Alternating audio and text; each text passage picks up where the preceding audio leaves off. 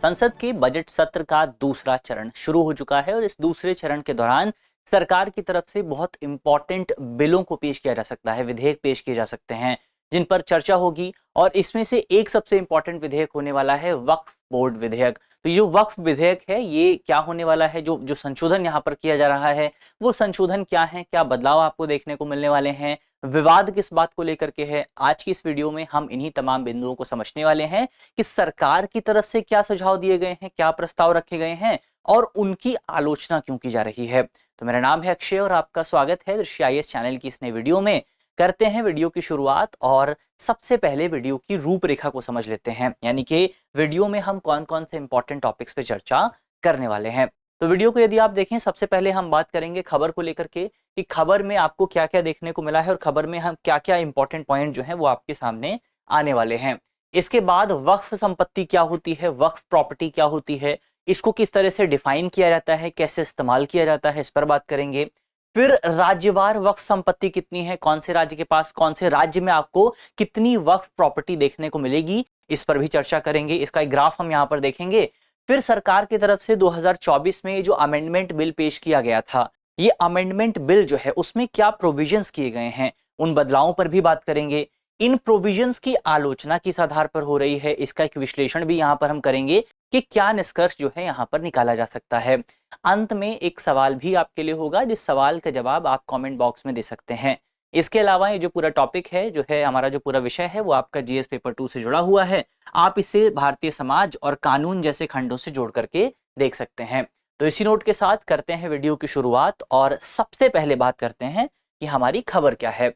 तो खबर अगर देखें, खबर पर हमने चर्चा की इसके संसद का बजट सत्र जो है, कितने सत्र होते हैं संसद में, इसका जवाब आपको जल्दी से कमेंट बॉक्स में बताना है। तो संसद का बजट सत्र जो है, बजट सत्र की शुरुआत हो चुकी है। बजट सत्र का पहला चरण पूरा भी हो चुका है और अब दूसरे चरण की शुरुआत हो चुकी है। तो संसद के बजट सत्र का दूसरा चरण शुरू हुआ है और इस दौरान बहुत सारे विधेयक पेश होने हैं, जिसमें से एक विधेयक जो है वो आपका वक्फ संशोधन विधेयक 2024 भी है। इस विधेयक की यदि आप बात करें, इस विधेयक को सबसे पहले अगस्त 2024 में सरकार की तरफ से संसद में पेश किया गया था। उस समय इस विधेयक की काफी आलोचना हुई थी, इसको लेकर के काफी विरोध प्रदर्शन आपको देखने को मिला था। विपक्षी पार्टियों की तरफ से सरकार की काफी आलोचना की गई थी, जिसके बाद इस पूरे विधेयक को एक ज्वाइंट पार्लियामेंट्री कमेटी के पास भेजा गया था, एक संयुक्त संसदीय समिति के समक्ष भेजा गया था, जो इसकी जांच कर रही थी। जो आपकी संयुक्त संसदीय समिति थी, उसने जनवरी 2025 में अपनी रिपोर्ट पेश कर दी है और उस रिपोर्ट के बाद अब अंततः एक बार फिर से इस विधेयक को संसद में पेश किया जा सकता है, संसद से इसको पारित किया जा सकता है। तो ऐसे में समझना इंपॉर्टेंट है कि जो वक्फ बोर्ड है या जो वक्फ एक्ट है आपका, जो संशोधन विधेयक है, इसमें क्या क्या प्रोविजंस आपको देखने को मिलेंगे। तो ये सबसे पहले हमने एक जनरल इंट्रोडक्शन देखा कि क्या चीजें आपको देखने को मिली हैं। अब एक बार देख लेते हैं कि वक्फ संपत्ति क्या होती है और वक्फ संपत्ति से जुड़े कुछ इंपॉर्टेंट बातें जो हैं वो हमें जान लेना जरूरी है। सबसे पहले अगर वक्फ संपत्ति की बात करें तो ये चल संपत्ति हो सकती है या अचल संपत्ति हो सकती है, मूवेबल प्रॉपर्टी हो सकती है या इमूवेबल प्रॉपर्टी हो सकती है। इमूवेबल प्रॉपर्टी क्या होती है, जैसे आपका घर हो गया, आपका मकान हो गया, जिसको आप एक स्थान से दूसरे स्थान पर मूव नहीं कर सकते हैं। दूसरा, मान लीजिए आपके पास ज्वेलरी है, सोने की कोई संपत्ति है या कोई दूसरे एसेट पड़े हुए हैं, वो क्या है, वो आपकी चल संपत्ति है, क्योंकि उनको एक स्थान से आप दूसरे स्थान पर मूव कर सकते हैं। तो ये डिफरेंस है मूवेबल और इमूवेबल प्रॉपर्टीज में। तो जो आपकी वक्फ संपत्ति है ये एक मूवेबल प्रॉपर्टी भी हो सकती है और एक इमूवेबल प्रॉपर्टी भी हो सकती है, जिसे धर्म के नाम पर जो आपके धर्मार्थ उद्देश्य हैं इनके लिए समर्पित किया जाता है। यानी कि एक ऐसी संपत्ति जिसको आप मुख्य तौर पर धर्म के लिए इस्तेमाल करते हैं, उसे कहा जाता है आपका वक्फ संपत्ति। इसके अलावा वक्फ संपत्ति का जो प्रोसेस है या जो पूरी प्रक्रिया है, जो पूरी प्रथा है, वो प्रथा दुनिया भर में दस्तावेजीकरण की प्रक्रिया से पहले शुरू हुई थी। यानी कि ऐसे समय में तब जो आपका वक्फ देने का काम था, वक्फ को समर्पित करने का जो काम था, वो तब शुरू हुआ था जब कागज का काम नहीं होता था, यानी कि जब जब चीजों को रिकॉर्ड नहीं किया जाता था। तो दस्तावेजीकरण जो है उसकी प्रथा से पहले आपको वक्फ की जो प्रथा है वो देखने को मिली थी। अतः लंबे समय से उपयोग की जाने वाली संपत्तियों को भी कई बार जो है वक्फ संपत्ति माना जाता है, जिनकी दस्तावेज भले ही हमारे पास नहीं है, लेकिन लंबे समय से उन संपत्तियों को वक्फ के तौर पर इस्तेमाल किया जा रहा है, इसीलिए उसको वक्फ एसेट के तौर पर देखा जाता है। इसके अलावा वक्फ संपत्ति जो है वो गैर हस्तांतरणीय होती है, यानी कि नॉन ट्रांसफरेबल होती है। इसको एक व्यक्ति दूसरे व्यक्ति को ट्रांसफर नहीं कर सकता है। और ईश्वर के नाम पर हमेशा के लिए रखी जाती है, यानी कि उसको आप बेच नहीं सकते हैं, उसको आप केवल मैनेज कर सकते हैं। जो भी आपका गार्जियन होता है जिसके नाम पर वक्फ प्रॉपर्टी होती है, वो उसको मैनेज करता है, उसको बेच नहीं सकता, उसको ट्रांसफर नहीं कर सकता है। तो ये इंपॉर्टेंट पॉइंट आपको याद रखना है। इसके अलावा वक्फ संपत्ति से आने वाली आय को बेसिकली आपका धर्मार्थ कार्यों के लिए इस्तेमाल किया जाता है, जैसे शैक्षणिक उद्देश्यों के लिए, शिक्षा प्रदान करने के लिए। इसके अलावा कब्रिस्तान, मस्जिदों और आश्रय गृह जो होते हैं, इनको फंड देने के लिए वक्फ प्रॉपर्टी का इस्तेमाल किया जाता है। तो ओवरऑल आप कह सकते हैं कि इस्लाम में धर्म के नाम पर अगर आप कोई संपत्ति देते हैं, उसको आप क्या कहेंगे? उसको आप वक्फ संपत्ति कहेंगे, वक्फ एसेट कहा जाएगा। और उसका उस इस्तेमाल जो है, उस एसेट का इस्तेमाल जो है, वो पर्सनल यूज के लिए नहीं किया जाएगा, बल्कि सोसाइटल यूज के लिए किया जाएगा, सामाजिक इस्तेमाल के लिए किया जाएगा, धर्म के और धर्म को बढ़ावा देने के लिए किया जाएगा। तो ये हो जाती है आपकी वक्फ संपत्ति क्या है, उस पर हमने चर्चा की। इसके अलावा अगर वक्फ बोर्ड की संपत्ति की बात करें कि वर्तमान समय में भारत में कितनी संपत्ति मौजूद है, तो देश भर में अगर आप देखें, भारत में आपको 30 वक्फ बोर्ड देखने को मिलेंगे। हर राज्य में अलग वक्फ बोर्ड होता है, अभी उस पर हम आगे बात करेंगे। और ये जो 30 वक्फ बोर्ड हैं, इनके पास तकरीबन 9 लाख एकड़ संपत्ति जो है वो आपको देखने को मिल जाएगी, जिसकी कीमत तकरीबन 1.2 लाख करोड़ रुपए के आसपास है। तो बहुत बड़ी संपत्ति जो है वो वर्तमान समय में भारत के जो वक्फ बोर्ड हैं वो मैनेज करते हैं। इसके अलावा ये वक्फ बोर्ड को रेलवे और श्रम मंत्रालय के बाद भारत में भूमि का तीसरा सबसे बड़ा मालिक बनाता है। यानी सबसे ज्यादा प्रॉपर्टी किसके पास है भारत में? सबसे ज्यादा प्रॉपर्टी है आपका रेलवे के पास। रेलवे पहले नंबर पर आता है, दूसरे नंबर पर सबसे ज्यादा प्रॉपर्टी है आपका रक्षा मंत्रालय के पास, और तीसरे नंबर पर सबसे ज्यादा प्रॉपर्टी है वक्फ बोर्ड के पास। तो ये इंपॉर्टेंट पॉइंट है, आपको याद रखना है कि पहले नंबर पर कौन है? रेलवे है, दूसरे नंबर पर आपका डिफेंस मिनिस्ट्री है, तीसरे नंबर पर आपका वक्फ बोर्ड है। तो ये कुछ इंपॉर्टेंट पॉइंट हमने वक्फ बोर्ड के बारे में बात की, संपत्ति के बारे में बात की। आगे बढ़ते हैं, लेकिन आगे बढ़ने से पहले एक इंपॉर्टेंट सूचना है आपके लिए। सूचना यह है कि इस होली के अवसर पर दृष्टि संस्थान की तरफ से आपकी तैयारी को, आपकी फाउंडेशन को और ज्यादा मजबूत करने के लिए अलग अलग कोर्सेज के जो फाउंडेशन कोर्स हैं, खासतौर पर ऑनलाइन फाउंडेशन कोर्स, उन पर आपको 60% की एक बड़ी छूट दी जा रही है। सारे कोर्सेज जो ऑनलाइन कोर्सेज हैं, उन कोर्सेज को आप 60% कम कीमत पे प्राप्त कर सकते हैं।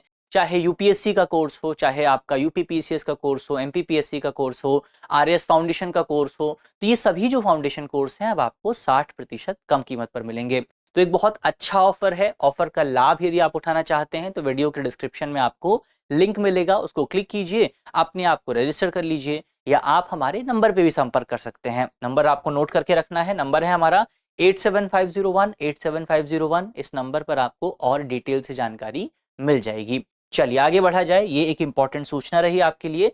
अब राज्यों की स्थिति देखते हैं कि कौन से राज्य में कितनी वक्फ संपत्ति मौजूद है, क्या आपको देखने को मिलता है।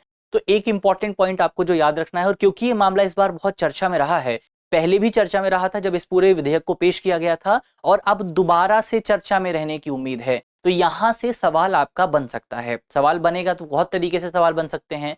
एक ये भी सवाल बन सकता है कि भारत में कौन से राज्य में वक्फ संपत्ति सबसे ज्यादा है। स्टेटमेंट की तरह भी आ सकता है, वन लाइनर एमसीक्यू की तरह भी आ सकता है। तो ये आपको याद रखना है कि भारत में उत्तर प्रदेश में आपका वक्फ संपत्ति सबसे ज्यादा है। कितनी है? भारत में जितनी भी वक्फ प्रॉपर्टी है उसका 27% हिस्सा केवल और केवल आपको उत्तर प्रदेश में देखने को मिलेगा। तो उत्तर प्रदेश में आपका वक्फ प्रॉपर्टी सबसे ज्यादा है। दूसरे नंबर पर आपका वेस्ट बंगाल आता है, जहां पर वक्फ प्रॉपर्टी का जो कुल हिस्सा है राज्य का पूरे देश के कंपैरिजन में वो 9% के आसपास है। तीसरे नंबर पर पंजाब है 9%, चौथे नंबर पर आपका तमिलनाडु है 8% के आसपास। तो ये आपको याद रखना है कि भारत में किस राज्य में वक्फ प्रॉपर्टी सबसे ज्यादा है। तो भारत में आपका उत्तर प्रदेश में वक्फ प्रॉपर्टी सबसे ज्यादा है। उत्तर प्रदेश के बाद वेस्ट बंगाल की बारी आती है, वेस्ट बंगाल के बाद पंजाब है, और पंजाब के बाद तमिलनाडु है। तो ये 4 राज्यों के नाम जो हैं वो आपको याद रखने हैं। तो ये ओवरऑल हमने देख लिया कि भारत में अलग अलग राज्यों में क्या सिचुएशन है। तो ओवरऑल अब हमने वक्फ को समझ लिया है कि वक्फ प्रॉपर्टी क्या होती है, भारत में वक्फ प्रॉपर्टी की क्या स्थिति है, उस पर बात कर ली है। अब हम बढ़ते हैं आगे, और ये बड़े बदलाव क्या हैं, क्या क्या चीजें, क्या क्या चेंज आपको यहां पर देखने को मिलने वाला है, उसकी एक बार बात करते हैं। तो चेंज की अगर आप बात करें, सबसे पहले वक्फ के निर्माण को अगर आप देखें, तो वक्फ कैसे डिक्लेयर किया जा सकता है, वक्फ जो है या वक्फ एसेट जो है वो किसको डिक्लेयर किया जा सकता है, कौन डिक्लेयर कर सकता है, इसको लेकर के नियमों में थोड़ा सा बदलाव किया गया है। तो नियमों के बदलाव को अगर आप देखें, सबसे पहले अब ये तय कर दिया गया है कि केवल वही व्यक्ति जो है वक्फ एसेट दान कर सकता है या डिक्लेयर कर सकता है जो व्यक्ति कम से कम 5 वर्षों से इस्लाम का पालन कर रहा हो। तो यहां पर एक क्राइटेरिया जो है वो डिसाइड कर दिया गया है। ये पॉइंट आपको याद रखना है कि कम से कम 5 वर्षों से वो व्यक्ति इस्लाम को फॉलो कर रहा हो, इस्लाम के जो नियम है उनको फॉलो कर रहा हो। ऐसा नहीं है कि आज ही उस व्यक्ति ने जो है इस्लाम को अपनाया और अगले दिन उसने इस्लाम को अपनी प्रॉपर्टी दान कर दी, ऐसा नहीं चलने वाला है। अब केवल वही व्यक्ति वक्फ संपत्ति जो है दे सकता है जो कम से कम 5 वर्षों से आपका इस्लाम को फॉलो कर रहा हो। इसके अलावा उस व्यक्ति का संपत्ति का मालिक होना अनिवार्य है, यानी कि ऐसा नहीं है कि आप किसी और की संपत्ति में रहते हैं और आपने किसी और की संपत्ति को जो है वक्फ में दान दे दिया। आप केवल उसी संपत्ति को वक्फ में दे सकते हैं आप जिस संपत्ति के स्वामी हैं, जिस संपत्ति के मालिक हैं। इसके अलावा वक्फ बाय यूजर, उपयोग के आधार पर वक्फ जो है, इसके कॉन्सेप्ट को हटा दिया गया है। क्या मतलब हुआ इसका? इसका मतलब यह है कि वर्तमान समय में ऐसी बहुत सारी प्रॉपर्टीज हैं जिनको धर्म के लिए इस्तेमाल किया जाता है, लेकिन जिनको कभी ऑफिशियली वक्फ डिक्लेयर नहीं किया गया है, जिनको ये नहीं कहा गया कि ये वक्फ हैं, लेकिन उनका इस्तेमाल धर्म के नाम पर किया जाता है या धर्म के लिए किया जाता है। अब ऐसे में इनको क्या कहा जाएगा? इस संपत्ति को कहा जाता है वक्फ बाय यूजर। अब वक्फ बाय यूजर जो है, इसके कॉन्सेप्ट को हटा दिया गया है। हालांकि सरकार ने स्पष्ट किया है कि पहले से जो संपत्तियां वक्फ बाय यूजर के अंतर्गत आती हैं वो बनी रहेंगी, भविष्य में वक्फ बाय यूजर का कॉन्सेप्ट जो है वो अब लागू होने वाला नहीं है। तो ये आपको याद रखना है। इसके अलावा वक्फ अलाल औलाद, ये जो कॉन्सेप्ट है, यानी कि उत्तराधिकार समाप्त होने पर जो वक्फ डिक्लेयर किया जाता है, उसमें अब ये सुनिश्चित करना अनिवार्य होगा कि महिलाओं के जो उत्तराधिकार हैं, महिलाओं का उत्तराधिकार जो है या महिलाओं के जो इनहेरिटेंस राइट हैं वो प्रभावित ना हो, उनका उल्लंघन ना हो। पहले क्या होता था कि मान लीजिए कि जो है किसी परिवार में कोई मेल एयर नहीं होता था, तो वहां पर वो संपत्ति जो है वो वक्फ को दान दे दी जाती थी। लेकिन अब यहाँ पर सुनिश्चित करना अनिवार्य है कि अगर महिला एयर मौजूद है, महिला जो आपकी उत्तराधिकारी है वो मौजूद है, तो संपत्ति उसको मिलनी चाहिए। वो संपत्ति वक्फ को नहीं दी जा सकती है अगर महिला के अधिकारों का उल्लंघन हो रहा है। तो यहाँ पर महिलाओं का जो उत्तराधिकार है उसको बना के रखने की बात इस कानून में की गई है। इसके अलावा वक्फ सर्वेक्षण को लेकर के कुछ बदलाव हैं, यानी कि सर्वे जो किया जाता था पहले, जो वक्फ प्रॉपर्टी का सर्वे होता था वो वक्फ कमिश्नर द्वारा किया जाता, सर्वे कमिश्नर द्वारा किया जाता था। लेकिन अब सर्वे कमिश्नर की जो पोस्ट है इसको समाप्त कर दिया गया है। अब वक्फ प्रॉपर्टी का जो सर्वे है वो जिला कलेक्टर द्वारा किया जाएगा। जिला कलेक्टर को वक्फ संपत्तियों के सर्वेक्षण का अधिकार जो है दिया गया है।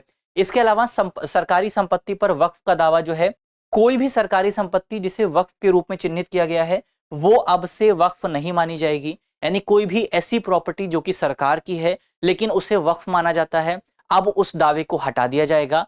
इस पर जो अंतिम डिसीजन है वो उस जिले के जो कलेक्टर हैं, कलेक्टर द्वारा लिया जाएगा। कलेक्टर की अध्यक्षता में एक समिति बनाई जाएगी और वो समिति तय करेगी कि जो सरकारी प्रॉपर्टी है वो प्रॉपर्टी वक्फ है या सरकार की प्रॉपर्टी है। तो अब एक कमेटी द्वारा ये निर्धारण जो है किया जाएगा। इसके अलावा केंद्रीय वक्फ परिषद की संरचना में जो है बदलाव करने की बात की गई है। यहाँ पर नॉन मुस्लिम्स जो हैं, गैर मुस्लिम सदस्य जो हैं, इनकी उपस्थिति को अनिवार्य बना दिया गया है। महिलाओं की उपस्थिति को अनिवार्य बना दिया गया है। नियमों में जो कहा गया है, जो विधेयक है यहाँ पर, वो विधेयक ये कहता है कि जो आपका वक्फ काउंसिल है, देश भर में एक ही वक्फ काउंसिल है जो कि भारत में जितने भी वक्फ बोर्ड हैं, केंद्र सरकार है, राज्य सरकार है, इन तमाम एलिमेंट्स को वक्फ प्रॉपर्टी के मैनेजमेंट पर सलाह देती है। तो वक्फ काउंसिल जो है, वक्फ काउंसिल में आपके टोटल 22 मेंबर्स होते हैं और अब इस कानून में कहा गया है कि इन 22 मेंबर्स में से अधिकतम 12 सदस्य जो हैं ये आपके नॉन मुस्लिम्स हो सकते हैं। यानी कि यहाँ पर आपका नॉन मुस्लिम्स की मेजॉरिटी भी बनाने की बात की गई है। तो एक ये भी इंपॉर्टेंट प्रोविजन है जिसको लेकर के काफी ज्यादा विवाद आपको देखने को मिल रहा है। इसके अलावा राज्य वक्फ बोर्ड की संरचना अगर आप देखें उसमें भी थोड़ा सा बदलाव किया गया है। राज्य वक्फ बोर्ड में कम से कम 2 गैर मुस्लिम सदस्यों का होना अनिवार्य है। इसके अलावा अधिकतम सदस्यों की अगर आप बात, कम से कम तो 2 होने ही चाहिए, अधिकतम अगर आप देखें तो अधिकतम 11 सदस्य गैर मुस्लिम सदस्य हो सकते हैं। इसके अलावा इसमें 2 महिला सदस्यों का होना अनिवार्य है जो कि मुस्लिम समुदाय से ही होंगी। तो ये भी एक इंपॉर्टेंट प्रोविजन है। इन्हीं दोनों प्रोविजन को लेकर के आपको विवाद ज्यादातर देखने को मिल रहा है। इसके अलावा वक्फ ट्रिब्यूनल के पुनर्गठन को लेकर भी विवाद है। मुस्लिम कानून के विशेषज्ञ को ट्रिब्यूनल से हटा दिया गया है। पहले एक ट्रिब्यूनल बनाया जाता था जो कि बेसिकली वक्फ प्रॉपर्टी के डिस्प्यूट को लेकर के डिसीजन लेता था, और इस ट्रिब्यूनल में अब मुस्लिम एक्सपर्ट्स को हटा दिया गया है। उनके स्थान पर अब जिला न्यायाधीश जो हैं, जो आपके डिस्ट्रिक्ट जज हैं, जिला न्यायाधीश जो है इस ट्रिब्यूनल के अध्यक्ष होंगे और दूसरा सदस्य राज्य सरकार का संयुक्त सचिव होगा। ज्वाइंट सेक्रेटरी जो है वो अब इस ट्रिब्यूनल में नियुक्त किए जाएंगे, यानी कि मुस्लिम लॉ के जो एक्सपर्ट थे, जो कि पहले हुआ करते थे इस ट्रिब्यूनल में, उनको हटा दिया गया है। इसके अलावा ट्रिब्यूनल के फैसले को चुनौती देने की भी बात की गई है। पहले क्या होता था कि वक्फ के मामले में जो आपकी वक्फ ट्रिब्यूनल जो है उसके फैसले को अंतिम माना जाता था, वो जो डिसाइड कर देता था फिर उसको चैलेंज नहीं किया जा सकता था। लेकिन अब क्या है, अब नया कानून ये कहता है कि वक्फ ट्रिब्यूनल के डिसीजन को भी चैलेंज किया जा सकता है। आप जो है सुप्रीम कोर्ट में इसके डिसीजन को 90 दिनों के भीतर, आप इसके डिसीजन को हाई कोर्ट में 90 दिनों के भीतर चैलेंज कर सकते हैं। तो ये भी एक बहुत इंपॉर्टेंट प्रोविजन जो है माना जा सकता है। तो कुछ इंपॉर्टेंट बातें यहां पर हमने देखी जो कि आपको नए कानून में देखने को मिलेंगी। अब हम बढ़ते हैं आगे, और जो बातें हमने डिस्कस की हैं, यानी कि जो प्रोविजन डिस्कस किए हैं, उन प्रोविजंस के आधार पर क्या-क्या आलोचना की जा रही है, एक बार उसको देखते हैं। सबसे पहली जो आलोचना है वो है वक्फ प्रशासन में मुस्लिम प्रतिनिधित्व में कमी। हमने देखा कि आपका जो वक्फ काउंसिल है उसमें भी जो मेजॉरिटी है अब नॉन मुस्लिम्स की हो सकती है। फिर इसके अलावा जो राज्य के वक्फ बोर्ड है उसमें जो मेजॉरिटी है वो भी नॉन मुस्लिम्स की हो सकती है। यानी कि यहाँ पर आपका वक्फ के मैनेजमेंट में मुस्लिमों का जो रिप्रेजेंटेशन है या मुस्लिमों की जो मेजॉरिटी है उसको यहाँ पर कम किया गया है। विधेयक जो है वक्फ परिषद और वक्फ बोर्ड में गैर मुस्लिमों को अनुमति देता है, जिसकी वजह से मुस्लिमों का जो बहुमत है वो यहाँ पर प्रभावित होता है। तो ये कि सबसे बड़ा तर्क यहाँ पर दिया जा रहा है कि भारत में यदि आप देखें बहुत सारे धार्मिक ट्रस्ट हैं, जिन धार्मिक ट्रस्टों में खासतौर पर साउथ में आपको देखने को मिलेगा, तमिलनाडु में ऐसे हैं, केरल में ऐसे बहुत सारे मंदिर हैं, जिन मंदिरों में आपका जो मंदिर का बोर्ड है, मंदिर का जो ट्रस्ट है या मंदिर के जो पुजारी हैं वो केवल एक निश्चित धर्म से ही हो सकते हैं। तो ऐसे में बहुत सारे मुस्लिम कम्युनिटी के जो साथी हैं उनका ये कहना है कि अगर आप जो है तमिलनाडु और केरल के मंदिरों में ऐसा हो सकता है तो वक्फ बोर्ड में ऐसा क्यों नहीं हो सकता, यहाँ पर जो है आपका नॉन मुस्लिम्स को नियुक्त क्यों किया जा रहा है। तो एक तो ये इंपॉर्टेंट आलोचना है जिसको हमने देखा कि अन्य धार्मिक संस्थानों में केवल संबंधित धर्म के अनुयायी ही प्रबंधन में शामिल होते हैं, तो फिर वक्फ के साथ यहाँ पर छेड़छाड़ करने की कोशिश क्यों की जा रही है। एक तो ये बड़ा तर्क है। दूसरा तर्क आपका कानून ट्रिब्यूनल से मुस्लिम कानून विशेषज्ञ को हटाने को लेकर के है। तो बेसिकली यहाँ पर अगर आप देखें तो वक्फ जो होता है वो इस्लाम कानून के तहत संचालित होता है, जो इस्लामिक कानून है, इस्लामिक लॉ जो है उसके तहत संचालित होता है। तो ऐसे में वक्फ को लेकर के जो डिसीजंस हैं, जो निर्णय हैं, वो भी वही व्यक्ति ले सकता है जो कि इस्लाम का जानकार हो, जिसको इस्लाम के कानून के बारे में पता हो, इस्लाम के नियम के बारे में पता हो। लेकिन अब यहाँ पर सरकार ने वक्फ ट्रिब्यूनल से इस्लाम के जो विशेषज्ञ हैं उनको ही हटा दिया है और जिला न्यायाधीश को उसका अध्यक्ष बना दिया है और राज्य के जो संयुक्त सचिव हैं उसको मेंबर बना दिया गया है। तो अब ऐसे में कोई एक वैसा व्यक्ति बचा ही नहीं है जो कि इस्लाम का जानकार हो, तो वो बेहतर डिसीजन कैसे ले पाएगा, ये भी सवाल यहाँ पर पूछा जा रहा है। फिर इसके अलावा वक्फ निर्माण के लिए 5 साल की जो शर्त यहाँ पर निर्धारित की गई है, जो हमने देखा कि अगर आप वक्फ को जो है वक्फ संपत्ति देना चाहते हैं, कोई संपत्ति वक्फ में दान करना चाहते हैं, तो उसके लिए कम से कम 5 साल तक आपको जो है इस्लाम के नियमों को फॉलो करना पड़ेगा। तो यहाँ पर कई जानकारों का ये कहना है कि ये भारतीय संविधान के आर्टिकल 14 का उल्लंघन करता है, समानता के अधिकार का उल्लंघन करता है, क्योंकि ये जाने अनजाने में लोगों को 2 कैटेगरी में डिवाइड करता है। एक तरफ वो लोग हैं जो कि 5 साल से इस्लाम को फॉलो कर रहे हैं, एक तरफ वो लोग हैं जो कि 5 साल से इस्लाम को फॉलो नहीं कर रहे हैं या 5 साल अभी उनको नहीं हुए हैं। तो कैटेगरी जो यहाँ पर बनाई गई है, जो श्रेणी यहाँ पर बनाई गई है, वो भारतीय संविधान के आर्टिकल 14 यानी समानता के अधिकार का उल्लंघन है। इसके अलावा सरकारी संपत्तियों के वक्फ का दावा हटाने की जो बात की गई है, ये निर्णय काफी ज्यादा विवादास्पद है, क्योंकि कई संपत्तियां ऐतिहासिक तौर पर धार्मिक उपयोग में लाई जाती रही हैं और अगर अचानक से उनका जो वक्फ का जो आइडेंटिटी है वो समाप्त हो जाती है, तो ये एक बड़ी समस्या पैदा कर सकता है। तो ये कुछ इंपॉर्टेंट बातें हुई जो हमें एक इंपॉर्टेंट इस पूरे विषय पर आपको देखने को मिली हैं। तो यहाँ पर हमने जो वक्फ को लेकर के पूरा विवाद था उस विवाद को समझा, सरकार जो कानून लेकर के आ रही है उस कानून में क्या कुछ इंपॉर्टेंट प्रोविजंस हैं, उन प्रोविजंस पर हमने बात की और हमने ये भी देखा कि इस पूरे विवाद में किन बातों को लेकर के डिस्कशन हो रहा है, किन बातों को लेकर के सरकार की आलोचना की जा रही है। अब अंत में एक करंट अफेयर का सवाल है आपके लिए, जिस सवाल का जवाब आप जो है कमेंट बॉक्स में दे सकते हैं। सवाल में आपसे पूछा गया है कि निम्नलिखित में से कौन वक्फ संपत्ति का सबसे बेहतर वर्णन करता है। ऑप्शन ए है किसी व्यक्ति द्वारा अपने व्यक्तिगत उपयोग के लिए संपत्ति का दान करना। ऑप्शन बी है किसी व्यक्ति द्वारा संपत्ति का स्थायी रूप से धार्मिक, पवित्र या परोपकारी उद्देश्य के लिए समर्पण करना। ऑप्शन सी है सरकार द्वारा सार्वजनिक उपयोग के लिए भूमि अधिग्रहण करना। या ऑप्शन डी है किसी व्यक्ति द्वारा अपनी संपत्ति को व्यापारिक उद्देश्यों के लिए निवेश करना। तो इसका सही जवाब क्या है वो आपको जल्दी से कमेंट बॉक्स में बताना है। और मुझे उम्मीद है कि इस वीडियो में हमने जितने भी इंपॉर्टेंट टॉपिक डिस्कस किए हैं वो टॉपिक आपको समझ में आए होंगे। वीडियो यदि आपको अच्छी लगी है तो वीडियो को लाइक कीजिएगा, वीडियो को शेयर कीजिएगा अपने दोस्तों के साथ, अपने साथियों के साथ, अपने परिवारजनों के साथ। मिलते हैं आपसे अगले वीडियो में, तब तक के लिए अपना ख्याल रखिए, ध्यान रखिए, पढ़ते रहिए। धन्यवाद। डियर व्यूअर्स, अपने एग्जाम की तैयारी को और बेहतर करने के लिए हमारे चैनल को लाइक, शेयर और सब्सक्राइब करना न भूलें।